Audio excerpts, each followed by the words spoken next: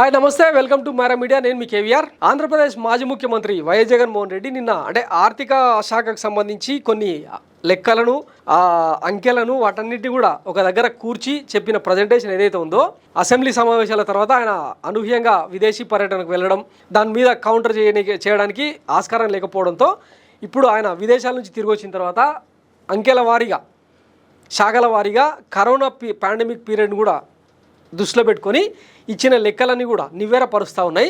అసలు ఎవరిది ఆర్థిక విధ్వంసం? దావోస్ పెట్టుబడులకు సంబంధించి చంద్రబాబు గారు, ఆయన కొడుకు నారా లోకేష్ గారు చేస్తున్న ప్రకటనలు, పచపత్రికలు రాస్తున్న నిజాలు, ఆ వాస్తవాల గురించి నిన్న చెడు కూడా ఆడుకుంటూ ఇక ఒక రకంగా చెప్పాలంటే మాస్ బ్యాటింగ్ చేసిననే చెప్పాలి. అసలు దావోస్ నుంచి వాళ్ళు తెచ్చిన పెట్టుబడులు ఎన్నన్నది ఏ ఒక్క పచ్చపత్రిక రాయలేదు ఈ టర్ములో. ఇక గతం సంగతి పక్కన పెడితే 7 నెలల్లో 6 లక్షల కోట్ల పెట్టుబడులు అని చెప్పి ఆంధ్రజ్యోతిలో అప్పుడు రాశారు కదా. మరి అదే ఫిగర్ను వీళ్ళు ఎందుకు రాయలేకపోయినరు? యువతల తెలంగాణ ముఖ్యమంత్రి రేవంత్ రెడ్డి దావోస్ నుంచి తిరిగి రాకముందే శంషాబాద్ ఎయిర్పోర్ట్ నుంచి ఆయనకు ఘన స్వాగతం పలికి 1,78,000 కోట్ల రూపాయల పెట్టుబడులు తీసుకొచ్చిండు, 44,000 జాబులు తీసుకొచ్చిండు అని చెప్పి హోర్డింగ్లు వేసుకున్నారు. ఒకవేళ అదే పని కనుక చంద్రబాబు కానీ నారా లోకేష్ బాబు గారిని చేస్తుంటే ఈ పచ్చ మీడియా కానీ, పచ్చ డిజిటల్ మీడియా కానీ ఏ రేంజ్లో ఊదరగొట్టేదో ఒకసారి అర్థం చేసుకోండి.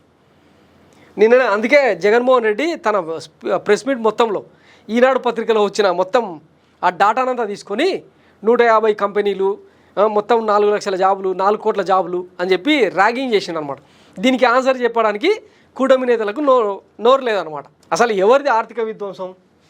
స్కామ్ల కోసం సంపద సెల్. ఆర్థిక విధ్వంసకారుడు చంద్రబాబే, జేబులు నింపుకోవడమే బాబు దృష్టిలో సంపద సృష్టి. మాజీ సీఎం వైఎస్ జగన్ మండిపాటు. ఇందులో భాగంగా పథకాలన్నీ పాయే అని చెప్పి ఆయన మాట్లాడిన మాటలు ఇప్పుడు వైరల్గా మారినాయి, జనానికి కూడా కనెక్ట్ అవుతున్నాం అన్నమాట. 9 నెలల్లో 1,40,000 కోట్ల అప్పులు చేశారు, కానీ సూపర్ 6 లేదు, సూపర్ 7 లేదు.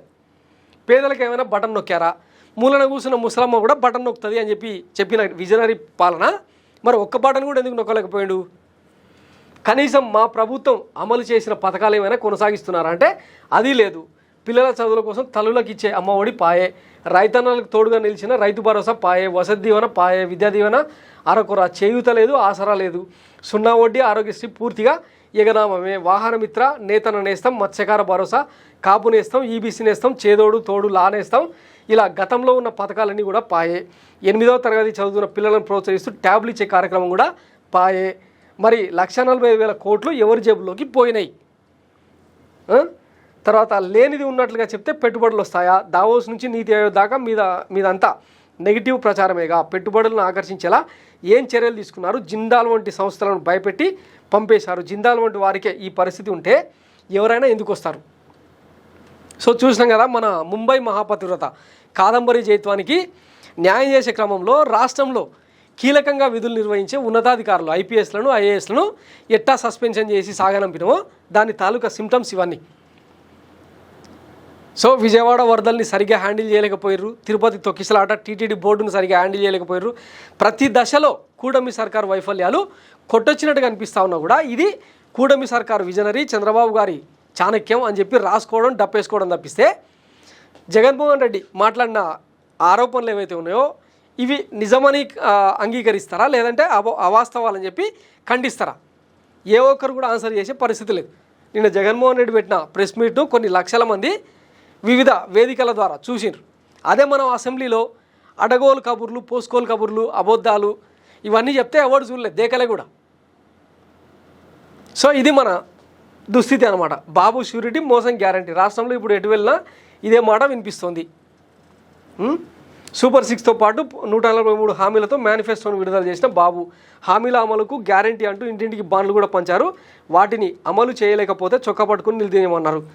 అదే జర్నలిస్ట్ జాఫర్ ఇంటర్వ్యూలో నారా లోకేష్ అని అన్నాడు కదా, బాజాప్తా ఆర్థిక శాఖ మీద మాకు పూర్తి పట్టుంది, అప్పులు వాటన్నిటి మీద కూడా లెక్కలు ఉన్నాయి, అయినా సరే అమలు చేస్తాం, ఒకవేళ చేయకపోతే కాలర్ పట్టుకోండి అని చెప్పి మాట్లాడింది. దాని మీద సెటైర్ వేసింది నిన్న జగన్మోహన్ రెడ్డి. కాలర్ లేకుండా తిరగండి, లేకపోతే జనాలు కాలర్ పట్టుకుంటారని.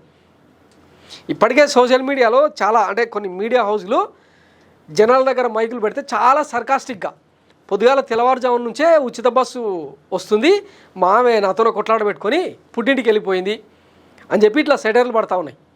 తర్వాత 20,000 రైతు భరోసా వేసింది కాబట్టి 30 టన్నుల మిరపకాయ పండింది అని చెప్పి సెటైర్లు వేస్తూ ఉన్నారు. ఇక పిల్లలు రోడ్డు ఎక్కుతున్న విధానం, యువత రోడ్డు ఎక్కుతున్న విధానం, ఫీజు రియంబర్స్మెంటు, ఆ డిఎస్సి కోసం పోరాటాలు ఇవన్నీ వద్దులే. కానీ సామాన్యుడు రైతు ఇట్లా సెటైర్లు ఏమంటే మన ప్రభుత్వం మీద 8 నెలలైనా కూడా 1,45,000 కోట్ల అప్పులు తెచ్చినా కూడా ఇప్పటిదాకా సంక్షేమాన్ని ట్రాక్ ఎక్కకపోవడం మన విజనరీ పాలన. ఇవన్నీ పనులు చేసిన వైఎస్ జగన్మోహన్ రెడ్డిదేమో సైకో పాలన, రాజారెడ్డి రాజ్యాంగం. సో ఇక డిసైడ్ చేసుకోవాల్సిన ఆంధ్రప్రదేశ్ ప్రజలే. Thanks for watching Mara media. నేను మీ కేవీఆర్. Thank you.